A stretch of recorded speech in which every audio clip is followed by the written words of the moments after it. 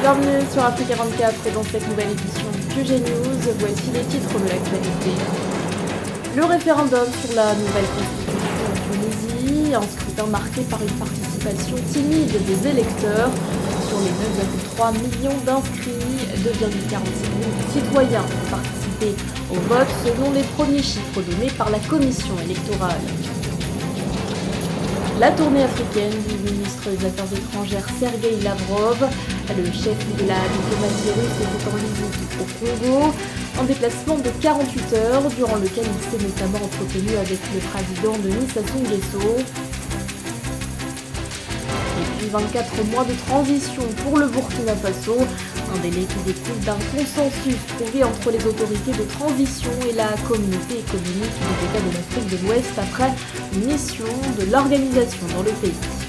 Mais tout d'abord, la visite officielle du président français Emmanuel Macron au Cameroun. Ce 26 juillet, le chef de l'État s'est entretenu avec son homologue camerounais Paul Biya au Palais de l'Unité. L'occasion pour les deux dirigeants de faire entre autres l'état des lieux du partenariat économique entre les deux États. Sécurité, terrorisme, mais aussi coopération agricole étaient également au menu des discussions. Au programme de la journée également, une rencontre avec des représentants de la société civile et de la jeunesse. Après le Cameroun, le président Emmanuel Macron mettra ensuite le cap vers le Bénin et la Guinée-Bissau. Ce 25 juillet était un jour de vote en Tunisie.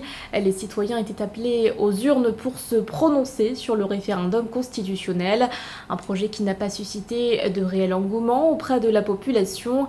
D'après les chiffres provisoires donnés par la commission électorale, seuls 27,54% des électeurs inscrits ont pris part au vote. Les précisions de Corinne Camden.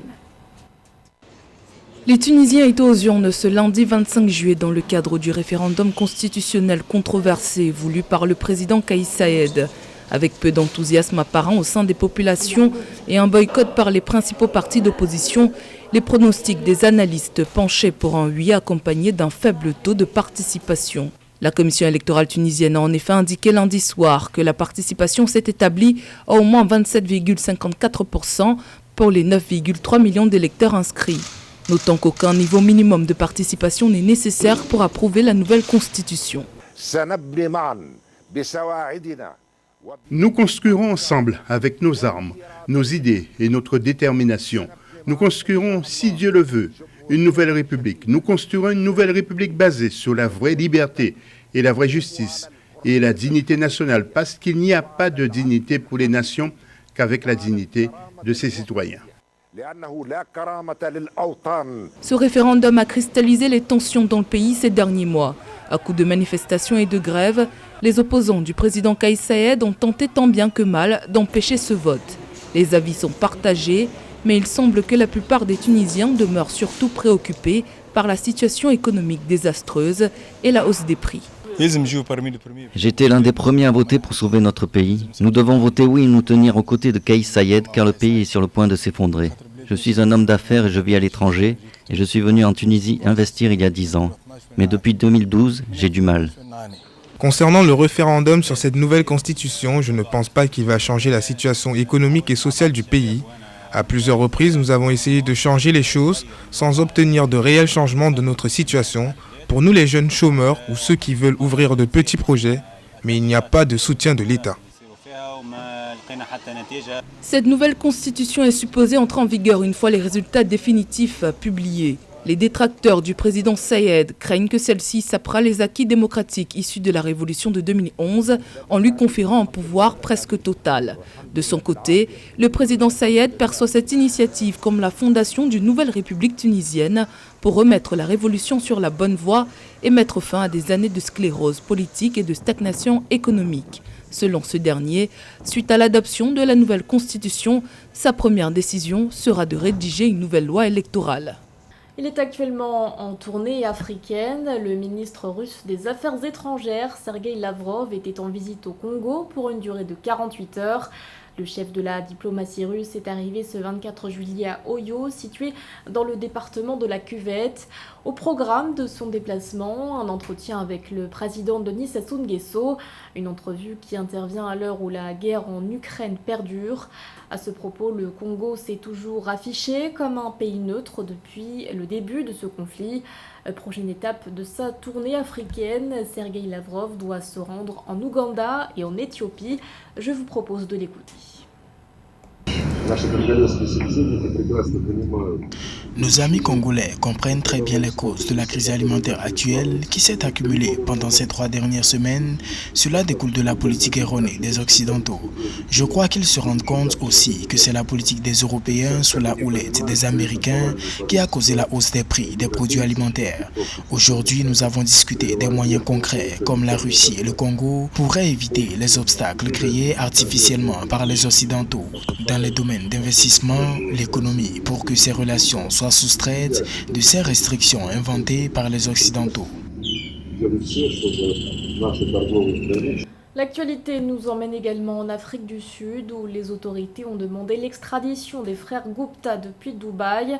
Lors d'une conférence de presse tenue ce 25 juillet, le ministre de la Justice, Ronald Lamola, a déclaré, je cite, que la demande d'extradition a été dûment soumise à l'autorité centrale des Émirats arabes unis. Une information qui intervient plus d'un mois après l'arrestation de Rajesh et Atul Gupta à Dubaï. Ces hommes d'affaires d'origine indienne sont impliqués dans un scandale de corruption, incluant également l'ancien président Jacob Zuma. Ils sont notamment accusés d'avoir pillé les caisses des entreprises publiques, dont celle d'Eskom, la compagnie de production et de distribution d'électricité.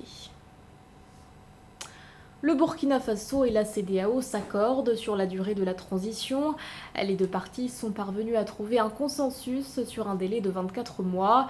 Une information confirmée par le président en exercice de l'organisation, le chef de l'État bissau-guinéen, Umaro Sissoko Embalo, qui était en mission dans le pays le 24 juillet. La période transitoire prendra donc fin le 1er juillet 2024. Samantha Saberou Saboubanga.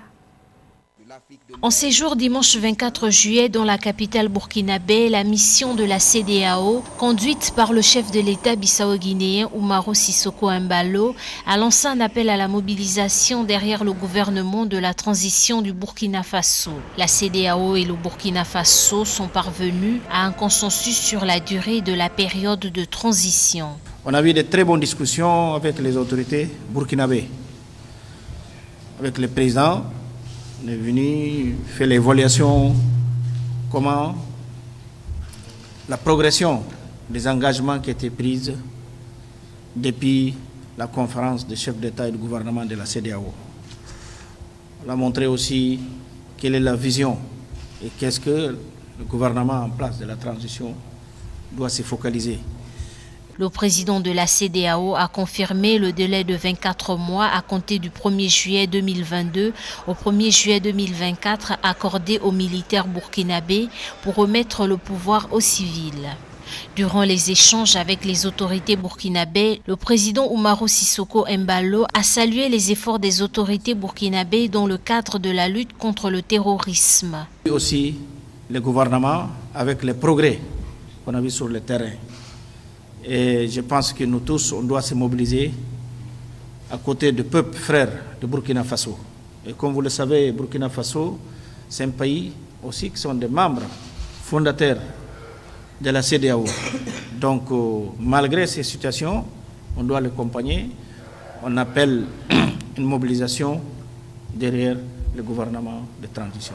À en croire le président en exercice de la CEDEAO, cette rencontre a eu pour but d'évaluer à mi-parcours la progression des engagements qui ont été pris par le gouvernement de la transition lors de la conférence des chefs d'État et de gouvernement de la CEDEAO le 3 juillet 2022 à Accra, au Ghana.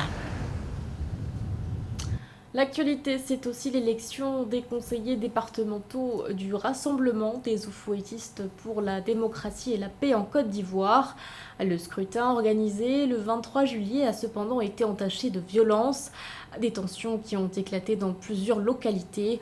Dans le département de Kuto, situé dans le nord-ouest du pays, le nouvel élu Seliki Ziekone rapporte, je cite, que des personnes sont rentrées dans le bureau de vote, ont saisi les urnes et les ont cassées. Des violences qui auraient fait 7 blessés. Dans la ville de Buna, située dans la région de Bunkani au nord-est, les tensions étaient telles que le vote n'a pas pu avoir lieu. Notons qu'une réunion des membres du directoire du RHDP est prévue ce 26 juillet.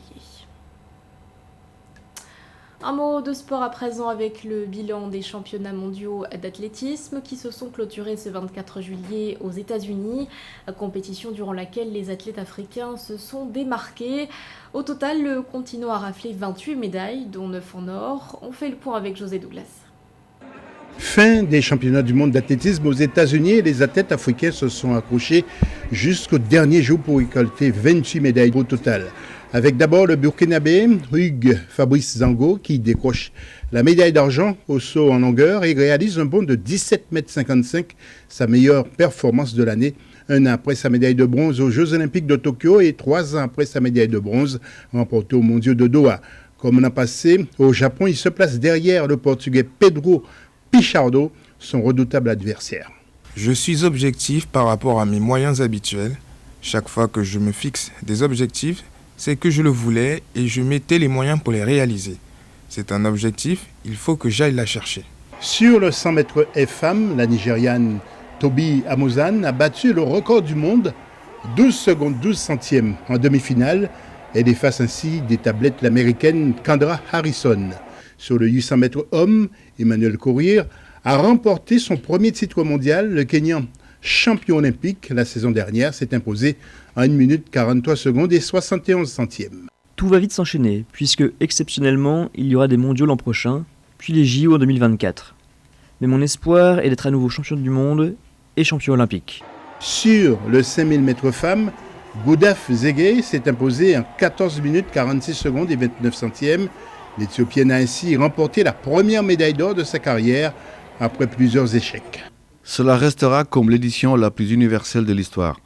Au total, ce sont 79 pays qui ont réussi à placer des athlètes en finale, avec le Libéria, le Niger, le Pakistan et les Samoa, qui ont atteint une finale pour la première fois de leur histoire. Au tableau des récompenses, les États-Unis terminent à la première place avec 33 médailles. L'Éthiopie se classe deuxième avec 10 médailles, dont 4 en or. Le Kenya se classe quatrième avec 10 médailles aussi. Ce journal a été réalisé par l'ensemble de la rédaction. Merci de votre fidélité. L'actualité continue sur Africa 24.